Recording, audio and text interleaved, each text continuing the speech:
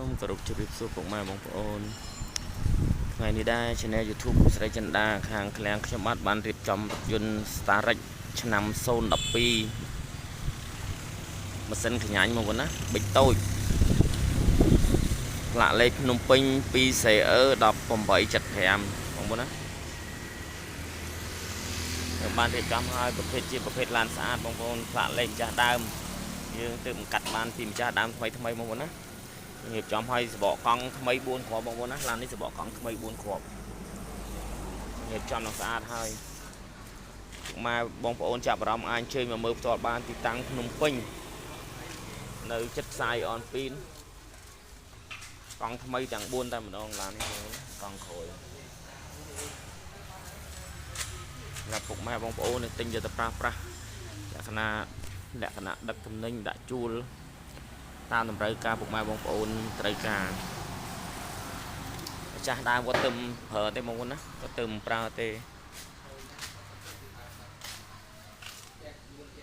ឡាននេះប្រើ2025បងប្អូនណាប្រើ2025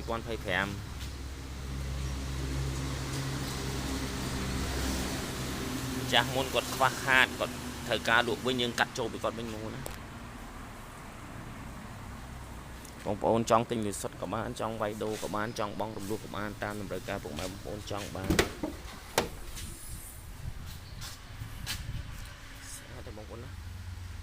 ថ្មីដែរម្ដងខាងក្នុងកៅអីឯងថ្មីជ្រើង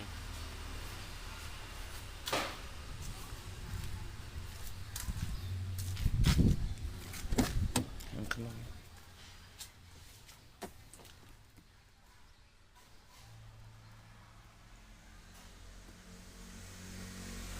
ឡាននេះបាត់នឹងខ្ចីញញបងប្អូនបាត់នឹងខ្ចី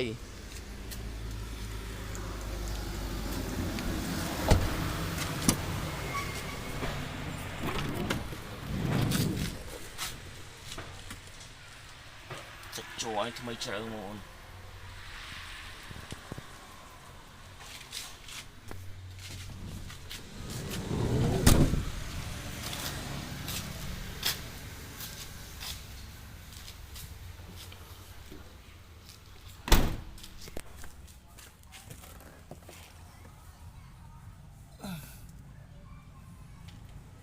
សំបីតកង់សកូក៏ថ្មីដែរបងប្អូនណាកង់សកូថ្មីជ្រើងតែម្ដង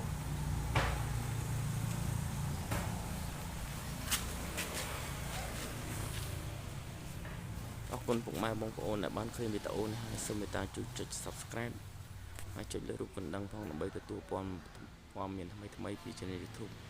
ស្រីចិន្តាទិញលក់យន្ត